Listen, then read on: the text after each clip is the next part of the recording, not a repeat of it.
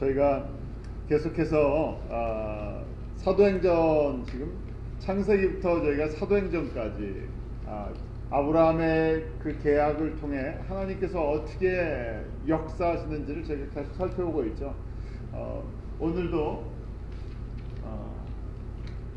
하나님께서 저희가 항상 말씀을 보면서 잊지 말아야 할 것이 이 아브라함의 계약입니다.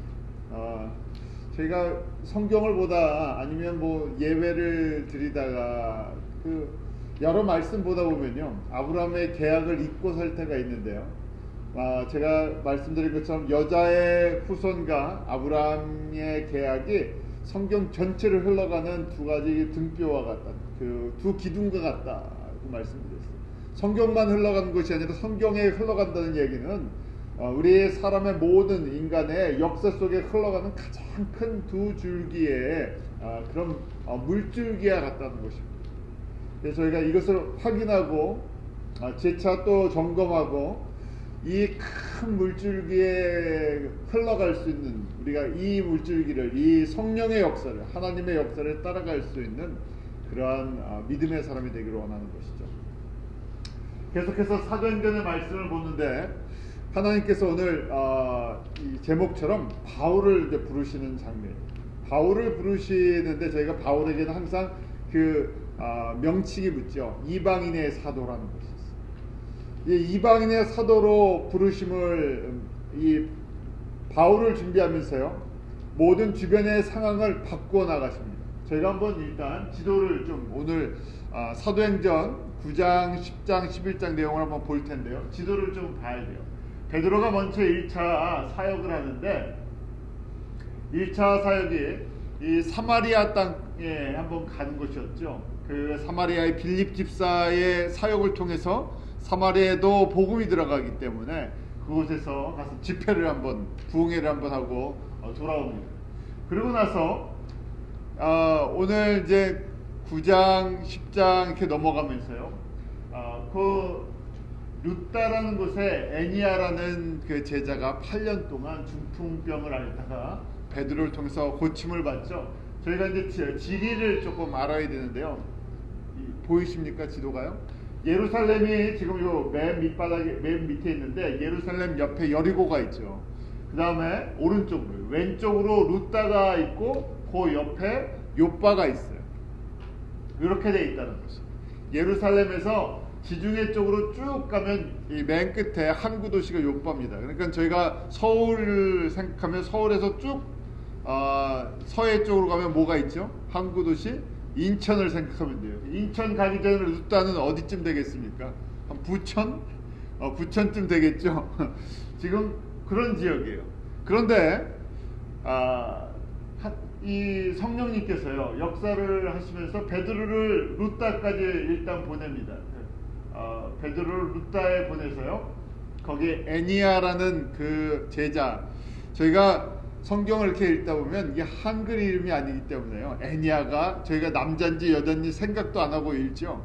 애니아가 남자입니까 여자입니까? 꼭 저희는 애니아 그러니까요, 한국 사람들 느낌에는 여자 같습니까 남자 같습니까? 여자 같죠. 남자예요. 우리 남자 제자입니다. 그래서 8년 된 이 중풍병을 고쳐줬을 때 그 바로 옆에, 그러니까 부천이니까 부천쯤 되니까 루따 옆 동네가 바로 요빠인데, 요빠에 또 다비다라는 여자 제자가 구제도 많이 하고 선행됐는데 이 병에 걸려서 고맘때 베드로가 지금 루따에서 사역을 할 때 그때 죽게 돼요. 요빠에 사는 형제들이, 믿음의 성도들이 베드로가 마침 옆 동네에 있으니까 빨리 모셔다가 뭐 기도를 좀 받자. 그래서 베드로가 요빠에 가서 다비다를 놓고 기도를 할 때, 다비다야 일어나라 할 때 그 죽었던 다비다가 살아나는 놀라운 역사가 일어나죠.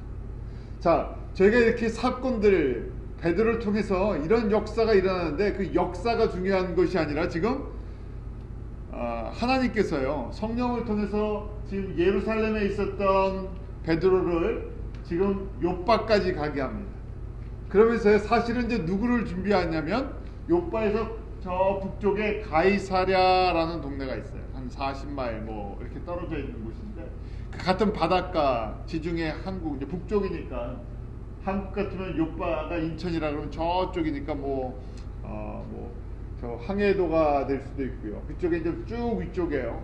거기 이제 로마 군대 주둔지입니다. 총독부가 있고 로마 그 군대가 주둔하는 곳인데, 거기 고넬료라는 사람이 있죠. 하나님의 계획은 고넬료를 베드로를 만나게 하기 위해서 이렇게 움직여 나갔어요. 자, 왜 이렇습니까? 지금 사역하는 지역이 어디예요? 사마리아 땅까지 복음이 전해지고 있습니다. 이제 어디로요? 땅 끝까지, 사마리아를 넘어서 이방인 지역으로, 완전한 이방인 지역으로 복음이 흘러갈 준비를 하기 위해서요, 이렇게 하나님께서 포석을 깔고 계십니다. 자, 오늘 말씀을 한번 보죠. 바로 사도행전 9장이 바울의 등장입니다. 바울이 이 사울이었을 때 그 주의 제자들을 잡기 위해서 다메섹으로 갈 때 예수님을 그 빛 가운데 만나죠. 그러고 나서 9장 26절부터 말씀을 한번 저희가 같이 읽겠습니다. 9장 26절부터 31절까지 한번 쭉 같이 읽어보죠. 시작.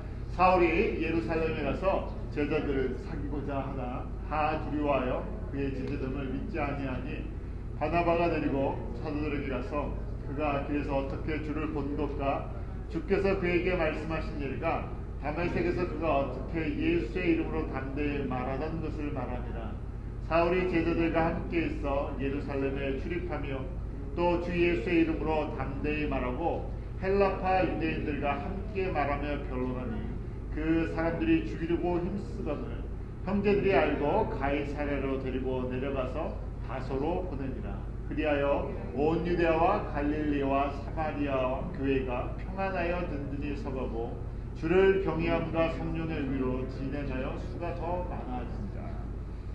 제가 사도행전을 볼 때 항상 잊지 말아야 첫 번째 가장 중요한 구절이 무슨 구절이라고 했습니까? 사도행전 1장 8절이에요. 왜냐하면 복음은 이 하나님의 뜻인데, 복음은 예루살렘과 온 유대와 사마리아와 땅까지 증거된다는 것이, 성령의 권능으로, 성령의 사람들을 통해서, 교회를 통해서, 성도들을 통해서, 이것이 하나님의 뜻이고 이 일을 이루기 위해서 성령님이 우리에게 와주신 것이죠. 보혜사로 저희 가운데 역사하시는 것. 이것이 사도행전, 교회의 시작이고 교회의 역사고, 지금까지 그렇게 해서 2000년의 역사를 흘러갖고 오는 것이. 그런데 저희가 이 보면서 이것을 보고 깨닫는, 이렇게 준비되는 사람이 있고, 그렇지 않고 대부분의 교회는 예루살렘화 된다 그랬어요. 예루살렘 교회처럼 된다 그랬어요. 지금 성령님께서는 이렇게 지금 이제 사마리아 땅까지 복음이 헬라파 유대인들을 통해서, 이민자 유대인 크리스천들을 통해서 여기까지 퍼져갔는데, 이제 여기서 멈추는 것이 아니라 지금 31절은 이렇게 해서 사마리아까지 교회들이 다 평안하더라. 저희는 여기서 멈추면 참 좋겠잖아요. 그런데 지금 다음 포석으로 지금 바울을 딱 준비를 시켜놨어요. 근데 바울이 어디랑 어울리지는 못해요. 예루살렘 성도들이랑 예루살렘 제자들이랑 어울리지는 못합니다. 그리고 거기서 핍박을 받고요. 가이사랴, 지금 봤죠? 가이사랴를 거쳐서 자기의 고향인 다소까지 보내놓으셨어요. 이렇게 하면서요, 하나님께서 하나님의 뜻을 저에게 다시 또 전달해 줍니다. 교회의 지도자들과 예루살렘 교회에게 아버지의 뜻이 무엇인지, 성령님이 무엇을 통해 역사하시는지 다시 또 보여주세요. 제가 이제 이렇게, 지금 이것이 배경이에요. 사도행전 8장과 9장까지의 배경이에요. 자, 사도행전의 흐름은 복음이 예루살렘과 온 유대와 사마리아와 땅까지 흘러가는 과정을 보여주고 있습니다. 그리고 그 과정 속에서 나타나는 인물들이 있고, 준비된 사람들이 있고, 사건과 복음의 현장 속에서 이렇게 이것들이 성령님의 인도하신 가운데 절묘하게 맞춰져 갑니다. 9장에 이제 시작될 때요, 9장이 그렇게 이제 바울이 준비가 되고, 이런 과정 속에서 베드로는 지금 루다와 요바에 거하는 거기까지 사역을 하면서 가게 돼 있었죠. 그런데 10장에 이방인 이 로마 군대 백부장 고넬료가 등장을 합니다. 10장 1절 2절 한번 읽어볼까요? 시작. 가이사랴에 고넬료라는 사람이 있으니 이달리아데라는 군대 백부장이라. 그가 경건하여 온 집으로 더불어 하나님을 경외하며 백성을 많이 구제하고 하나님께 항상 기도하더니. 많은 로마의 사람이 있었는데 그 중에 지금 한 사람을 준비를 해주셨어요. 그 사람이 어디에 준비해 주셨습니까? 가이사랴에. 가이사랴가 이 주 항구이기 때문에 로마로 지중해로 나가는 이 가장 중요한 중심 항구입니다. 거기에 또 이탈리아 로마 군대의 백부장이에요. 자기 밑에 한 100명의 군인을 거닐고 있는 장교죠. 근데 이 사람의 특징이 나오죠. 경건하다고 돼 있어요.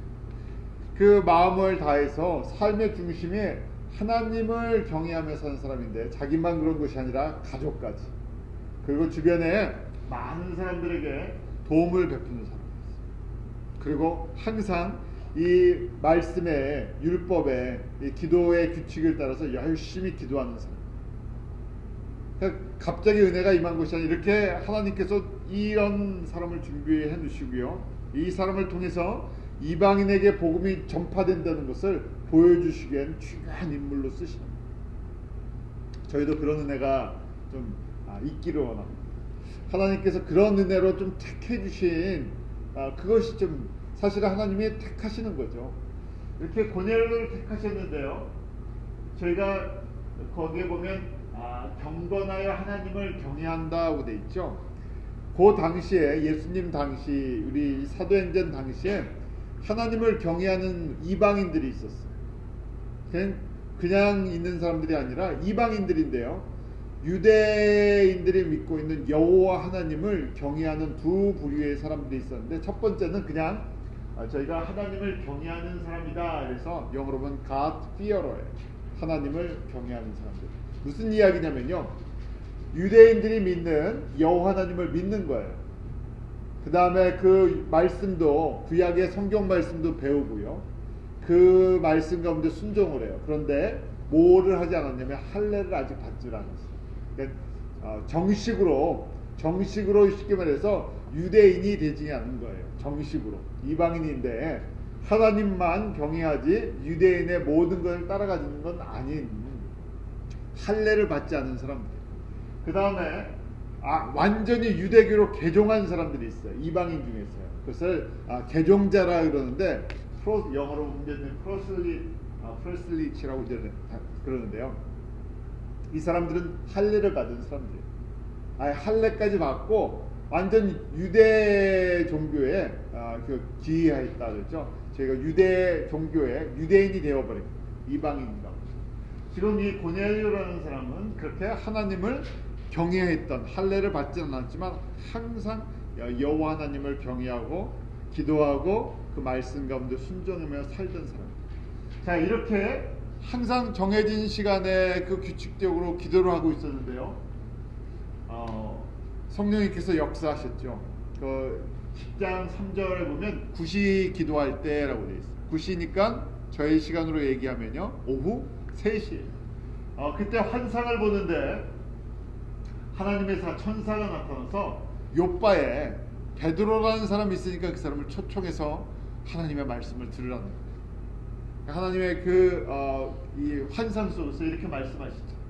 그래서 지금 저희 가이사랴 밑에 지금 요바라는 동네에 베드로를 하나님께서 성령을 통해서 거기까지 사역하면서 거기까지 불러다 주셨어요. 베드로는 왜 거기까지 갔는지 모르죠. 그 제자들이 아프고 죽고 하면서 그 사역을 하다가 거기까지 가 있는데요, 그러면서요 또 베드로에게도 성령님께서 또 동시에 역사하죠.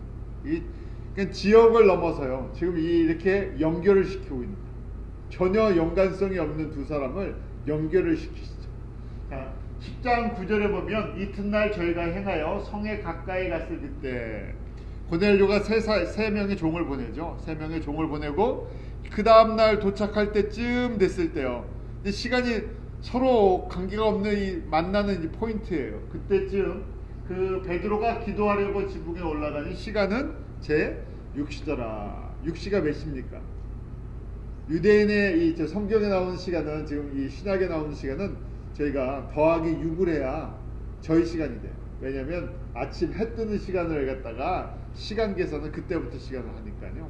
그러니까 6시니까 6을 더하면 12시, 정오 12시가 됐다. 난 12시가 돼서 기도하는데 환상 가운데 하늘이 열리면서요, 내 그 그릇이 내려오는데, 보자기, 양쪽 큰 보자기 같은 그릇에 유대인들이 먹지 못하는 그 코쇼가 아닌 거죠.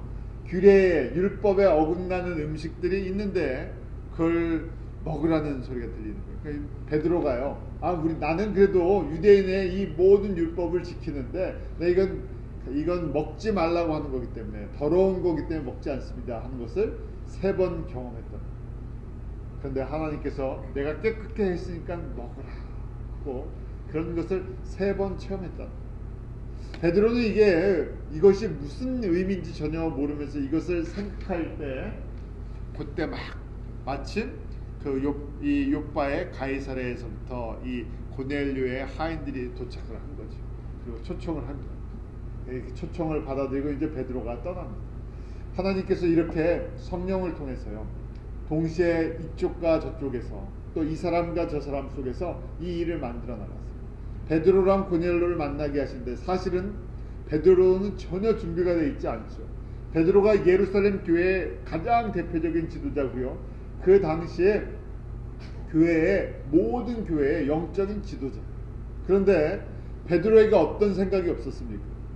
유대인을 벗어난 복음이 유대인을 벗어나서 증거된다는 것을 전혀 생각하지 못하고 있어요. 그러니까 지금 이 사건은 베드로 개인에게는 성령님께서 베드로에게 다시금 사도행전 1장 8절을 기억나게 해주시는 사건이고요, 베드로가 기억하지 못한다는 것은 무슨 얘기입니까? 예루살렘 교회가 모른다는 얘기예요. 가장 대표적인 그 교회의 모든 구성원들 대부분이요, 이런 것으로 훈련이 되어 있지 않다는 얘기예요. 베드로 하나의 문제가 아니라 예루살렘 교회 전체가 그런 것이고, 예루살렘 교회가 그렇다는 얘기는 그렇게 복음이 사마리아까지 증거됐지만 대다수의 성도들은 여기에 대해서 유대인 외에 복음이 전파된다는 생각을 거의 하지 못하고 있다는 거예요. 그러니까요, 이게 무슨 말씀인가 하면요, 누구나 다 자기 교회, 자기 신앙, 자기 가족, 이 내 중심의 신앙생활을 하는, 내민족 중심의 신앙생활, 자민족 중심의 신앙생활을 하는 것이 자연스러운 일이고요, 그렇게 형성이 된다는 얘기예요. 그런데 다른 사람을 생각하고, 특별히 다른 민족, 이방인들, 복음이 들어가 있지 않는 선교지를 생각하는 것은 아주 특별한 사람들이라는 얘기예요. 그렇게 아예 교회의 처음 시작이, 성령님은 그렇게 까시려고 하지만요, 사람들은 그렇게 안 깔린다는 얘기예요. 그러니까 어떻게 보면요, 이방 선교를 한다, 미전도 족속의 복음을 전해야 된다, 이것이 교회의 존재 목적이다, 이렇게 믿고 이렇게 따르고 이렇게 배우고 하는 사람들이 많지 않다는 얘기예요. 아니, 이게 성경이 그렇게 얘기를 하는데요, 이 말씀을 깨닫지 않는다는 얘기예요. 이게 참 신기한 겁니다. 사도행전 이걸 계속해서 1장 8절부터 강조하고 있는데, 사도행전 1장 8절만 강조하는 것이 아니라 이게 어디서부터 시작된 거라고요? 아브라함의 계약이라는 거예요. 아브라함의 계약이 창세기 12장 3절 말씀인데, 12장 3절 말씀을 하나님은 그때부터 사람들에게 계속 가르쳐 주시는데요, 사람들은 그 말씀을 빼고 가슴에 심겨지지가 않는다는 얘기예요. 자, 이렇게 베드로를 통해서 저희들에게 다시 말씀하신, 베드로가 이 환상의 의미를 생각할 때 고넬료의 종들을 만나게 되고, 고넬료의 종들을 따라서 고넬료의 집에 가게 되죠. 이 가이사랴로 가게 되어 있습니다. 자, 사도행전 10장 23절 24절에 그렇게 해서 고넬료의 가족들을 만나게 됐죠.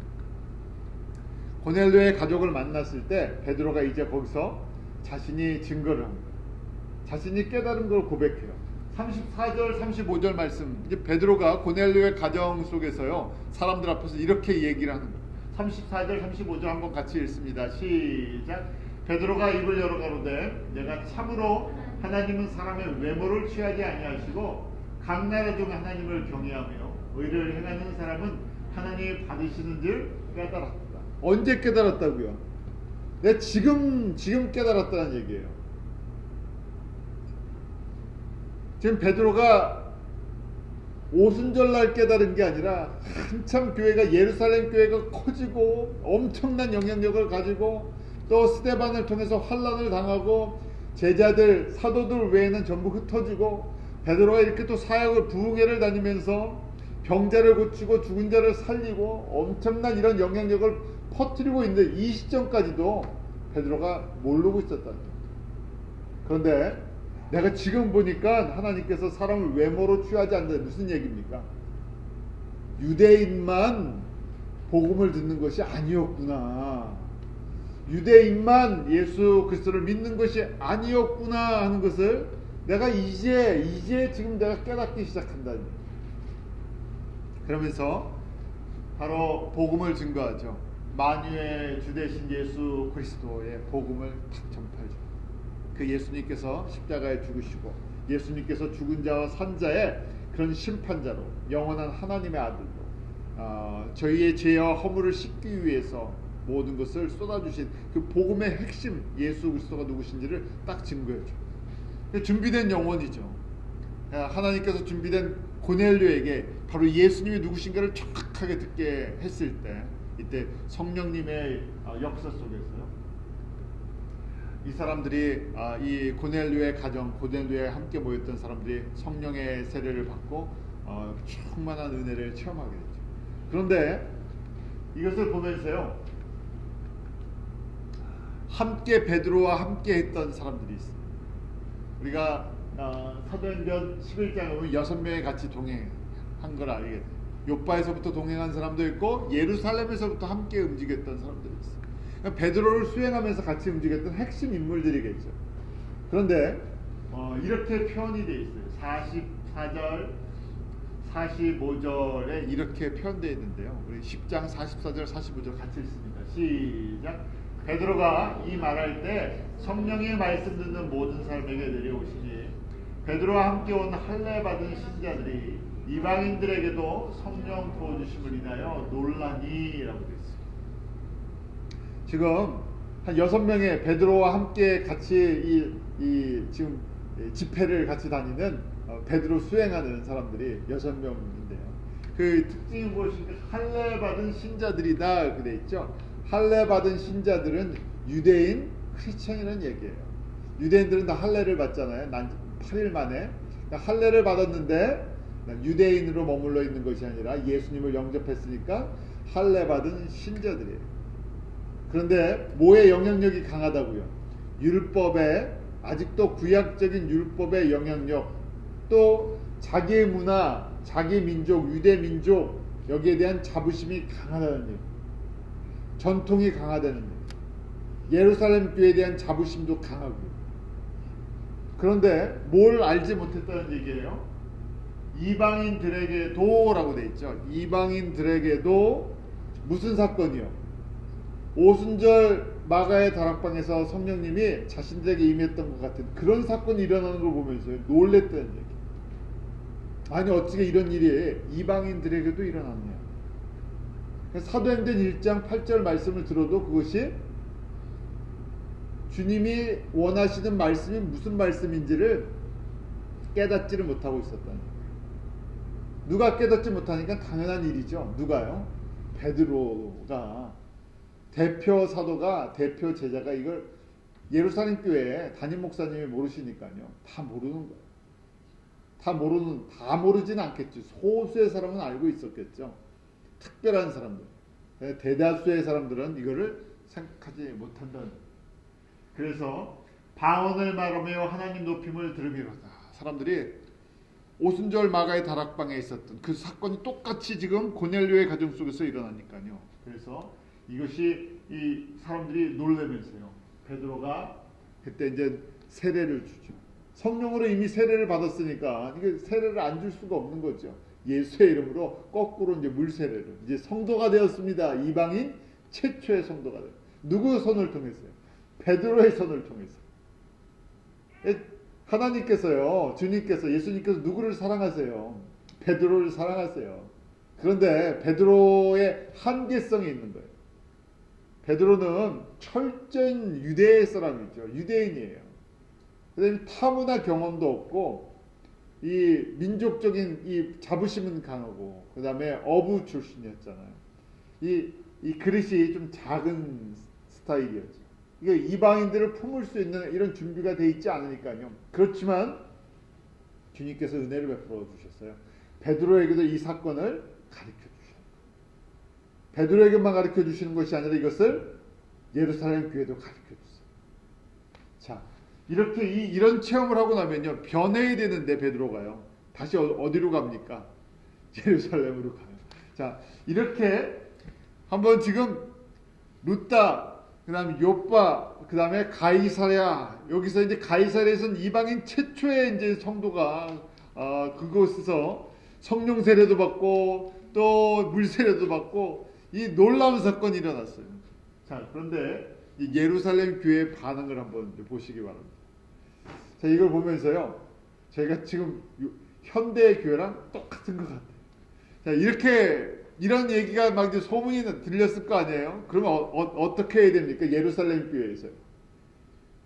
예루살렘 교회가요, 모여갖고, 베드로 사도님, 도대체 그 가이사랴에서 어떤 역사가 일어났는지 한번 저희가 듣고 싶습니다 하고 쫙 다 모여야 돼요. 그 다음에 로마 그 백부장인 고넬료 가정이 이렇게 변화되고 거기서 성령의 역사가 일어나고 익사이링에서 할렐루야하고 집회가 일어나야 되는데 저희가 그럴 것 같잖아요. 그런데 예루살렘 교회의 반응을 한번 보십시오. 11장 보죠. 11장 1, 2, 3절이에요.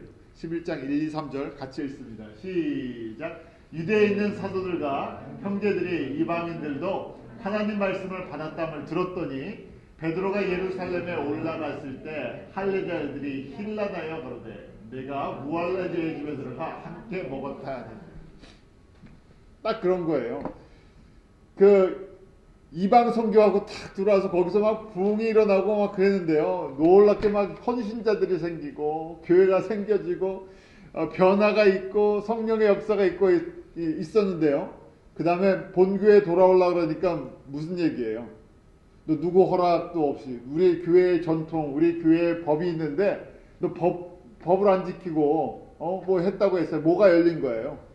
지금 당회가 열린 거예요.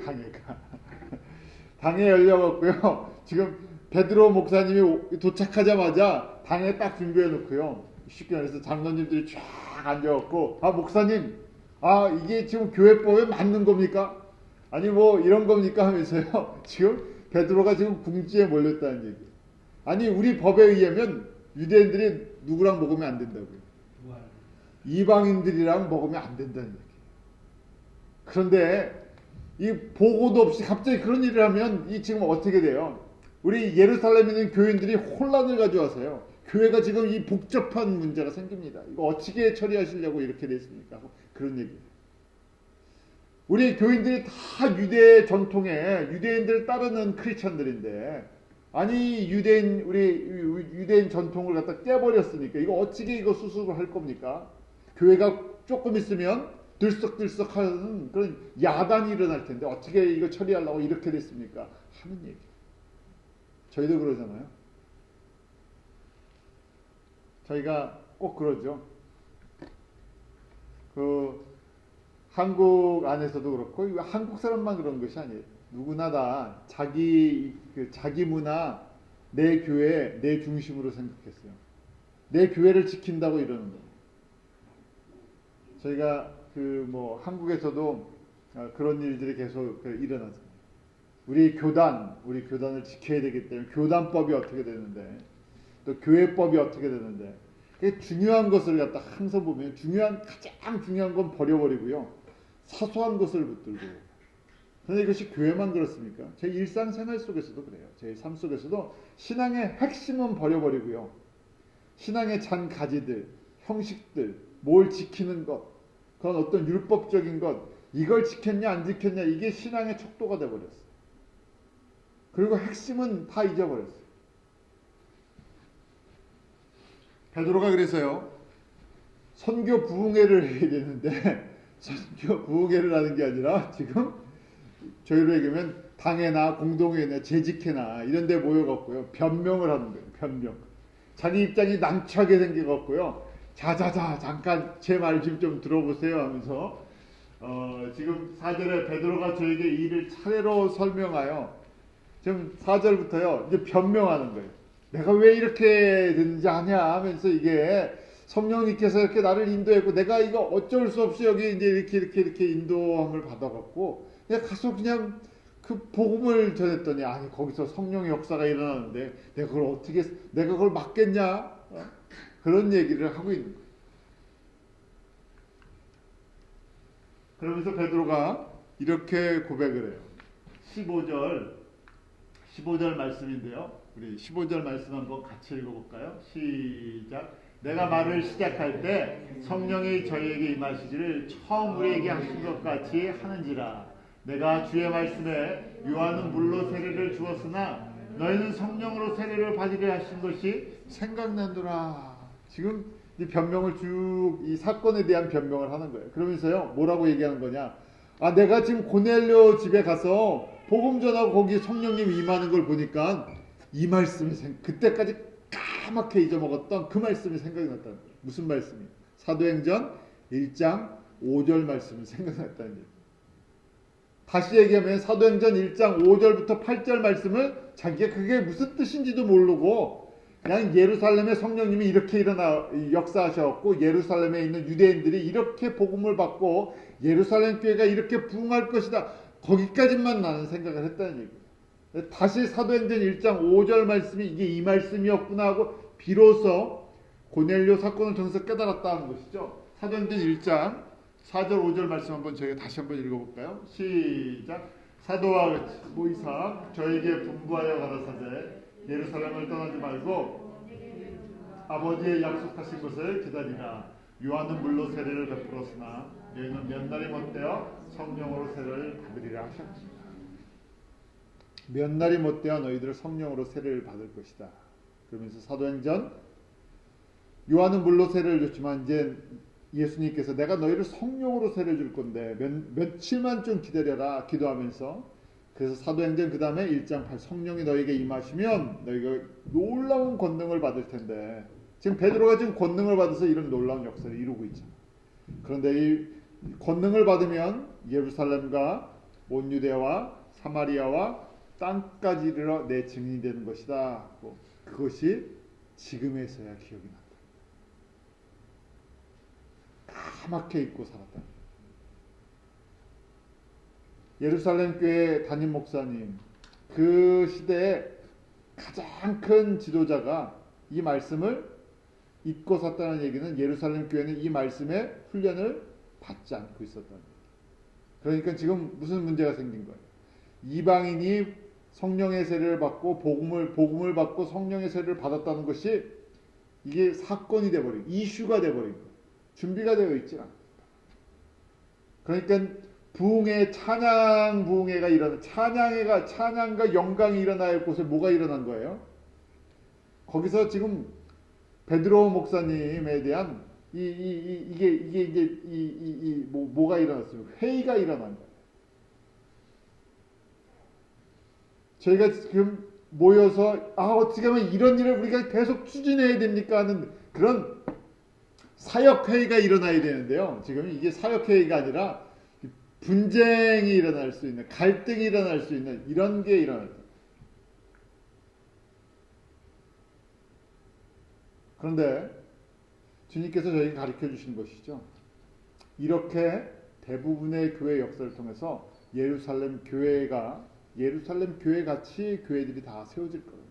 성도들도 아무리 얘기를 해줘도, 성경을 그렇게 해줘도 깨닫는 사람들의 숫자가 소수인데, 주님께서 은혜로 주님의 은혜로 택하심을 받은 사람들, 부르심을 받은 사람들이 있다. 예루살렘 교회 성도들의 이제 반응을 보세요. 이 반응이 성경을 가만히 보면 참 재미있어요. 자, 이렇게 이제 베드로의 설명을 다 들었어요. 그런데 18절에 이제 지금 쉽게 말해서 재직회가 모였다고 한번 생각해요. 재직회가 모였다. 아니면 당회, 아니면 공동회가 이게 이 문제 때문에요. 다 들었어요. 그래서 이제 18절에 반응을 예루살렘 교회 지금 모였던 사람들이 반응을 보이는 거예요. 18절 우리 같이 읽습니다. 시작. 저희가 이 말을 듣고 잠잠하여 하나님께 영광을 돌려 가는데 그러면 하나님께서 이방인에게도 생명 없는 세대를 주셨도다 하니라. 이 안에 말이 참 재밌는 표현이에요. 뉘앙스가요. 영어로 보면 조금 더 재밌어요. 거기 보면 다 보고 이제 들었어요. 베드로의 이제 이 설명회를 다 들었는데 그 다음에 they had no further objection. 뭐 더 이상 이제 거기다 반론을 제기하지 않는다는 얘기예요. 거기에 무슨 이제 다른 얘기할 게 없다는 얘기야. 아 그렇구나. 그냥 입 다물었다는 얘기. 입 다물었다는 얘기예요. 이제 어떤 시끄럽게 아니고 입을 다물었다는 얘기예요. 입을 다물고는요, 뭐라고 얘기합니까? 그 다음에 하나님을 찬양하면서요, 하나님께서 이방인에게도, 이분이라는 말이에요. 이방인에게도, 그때 이제 이분, 한국말로 이방인에게도, 어쩔 수 없이 받아들인다는 얘기예요. 이게 이 가슴에 이렇게 활짝 기쁨으로 받아들여지지는 않는데 어쩔 수 없이 인정할 수밖에 없다는 거예요. 이분이라는 표현이 그렇잖아요. 그러냐 하는 거예요. 이방인에게도 회개를 주는 그 생명의 은혜를 주셨군요 하고 그냥 어쩔 수 없이 그냥 입을 다물었다는 얘기. 마음은 그렇게 별 탐탁치 않은데 하나님께서 그렇게 하신다니까 그냥 가만히 있겠습니다 하는 얘기예요. 이게 어느 교회의 반응이라고요? 예루살렘 교회의 반응이에요. 주님께서 이렇게 놔두고 계시던데 그렇다고 예루살렘 교회를 없애버리셨습니까? 아니죠. 이렇게 그냥 가는 거예요. 이게 대표 교회입니다. 그러니까 저희가 바울이 특별한 사람이고요. 이방인에게 복음을 전하는 사람들이 세상적인 눈으로 봤을 때는 세상적이 아니지. 일반 교회에 봤을 때는요. 별종 교인들이에요. 특정 교인들이에요. 그러니까 이게 잘 이 코드가 안 맞죠. 어떻게 보면 부르심과 준비된 그릇이 다르다는 얘기. 베드로도 그런 것을 보면서요. 이것이 우리가 갖고 있는 한계성이라는 것을 알게 됩니다.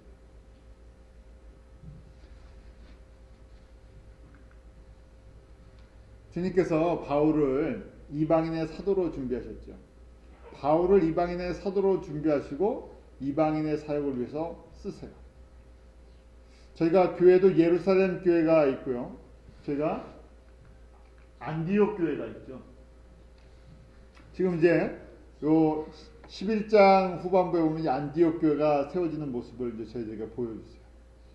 무슨 얘기냐면 예루살렘 교회를 지금 2장부터 11장이 전환점인데 11장까지 예루살렘 교회 사역을 쭉 하시는데 예루살렘 교회의 한계성을 우리에게 보여주세요.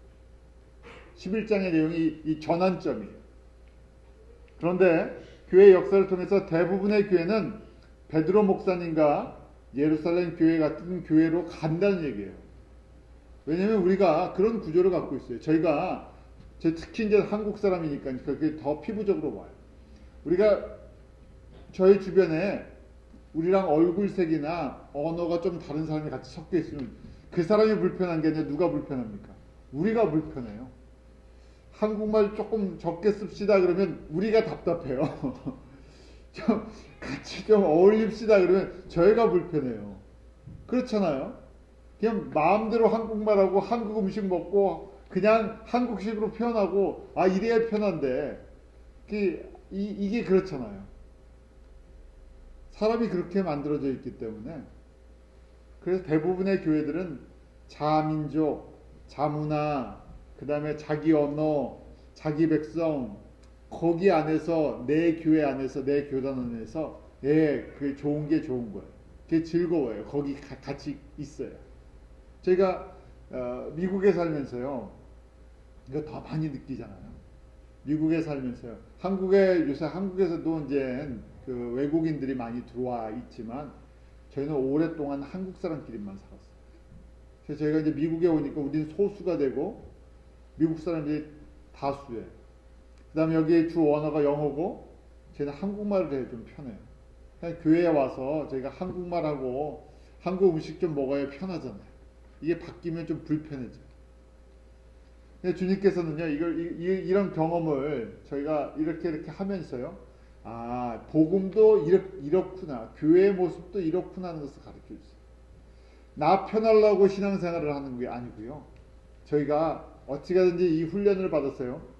복음이 계속해서 흘러나가는 이방인에게도 미전도전국에도 그들을 배려해 가면서요. 그들에게 가는 좀 우리가 불편하면서요.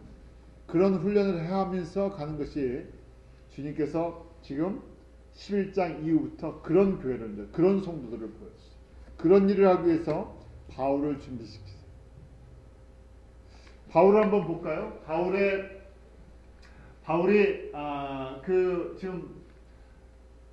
바울이 복음 사역을 하기 위해서요. 안디옥 교회를 하나님께서 준비시키시는데 지금 11장 19절부터 21절 이렇게 보면요.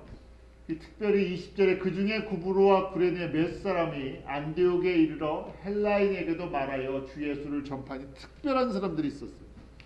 흩어진 사람들이요. 다 같은 디아스포라 유대인들에게 복음을 전했던 것이. 저희가 뭐냐면 핍박으로 흩어진 사람들이 이방인에게 복음을 전한 것이 아니라 저희같이 우리가 이민을 왔어요. 누구에게 복음을 전해줍니까? 우리 같은 한국 이민자들에게 복음을 전해주는 이민교회를 만드는 거예요.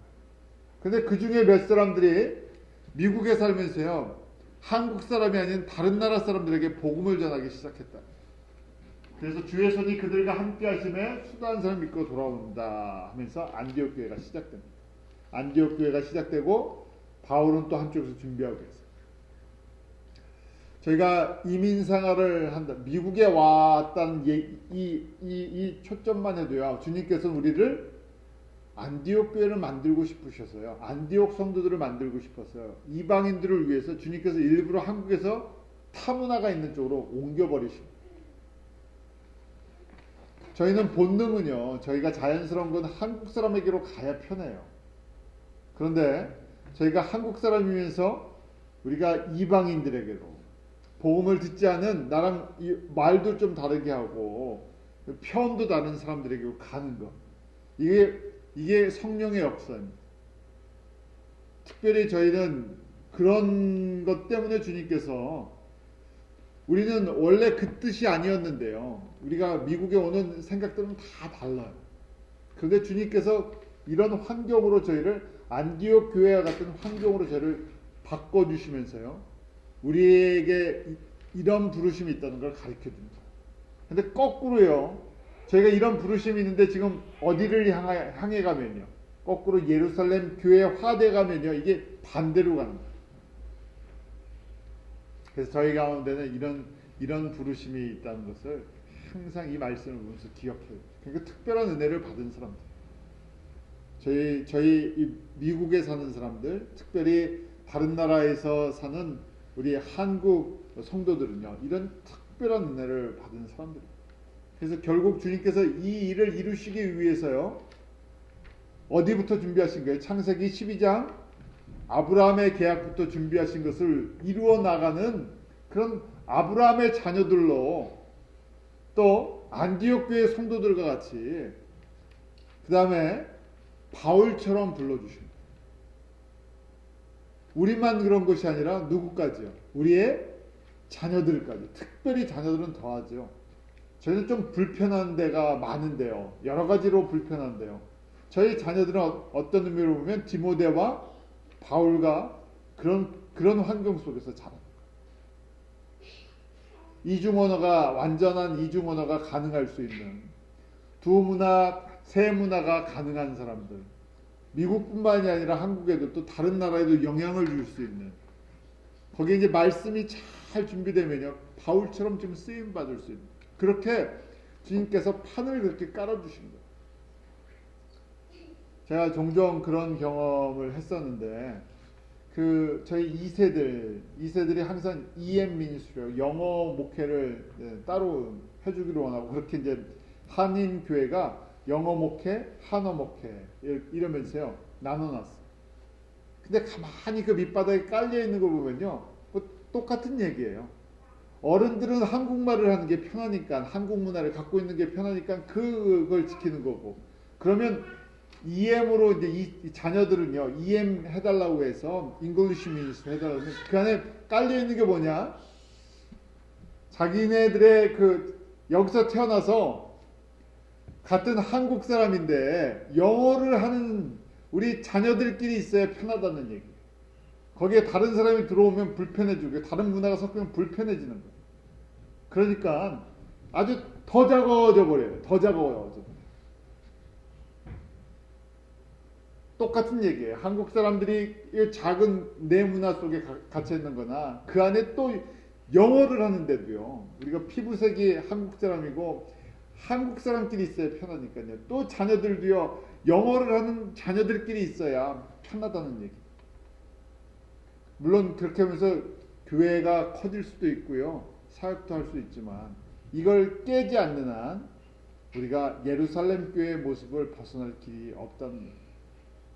우리는 하나님께서 애초에 불러주시기를 예루살렘 교회로 불러주신 것이 아니라, 저희는 이민자들 안에 이런 성도들로 한국에서 이곳에 보내신 이 특별한 은혜를 받은 사람들은요, 안디옥 교회 바울처럼 이방인에게 복음이 전달돼 있지 않는 곳에 복음을 전할 수 있는 그러한 통로로 주님께서 쓰시기를 원한다는 것을 제가 다시금 이 말씀을 보면서요 깨닫게 됐죠. 이런 은혜가 저희 가운데 있도록 기도하겠습니다.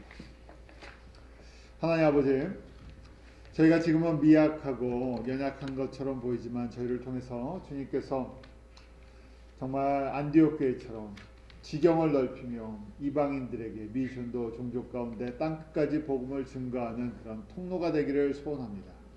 저희 자녀들도 저희 가정들도 그렇게 쓰임받게 하여 주시고, 아버지 하나님, 저희가 갖고 있는 우리의 문화와 환경의 이런 한계성을 극복할 수 있도록 성령님 도와주시고, 우리가 주님의 뜻을, 그 주님의 아브라함을 통해서 맺으셨던 그 계약이 지금도 진행 중인 것을 잊지 않게 하시고, 저희가 감사함으로 순종할 수 있는 믿음의 성도들로 삼아 주시옵소서. 예수님의 이름으로 기도하옵나이다.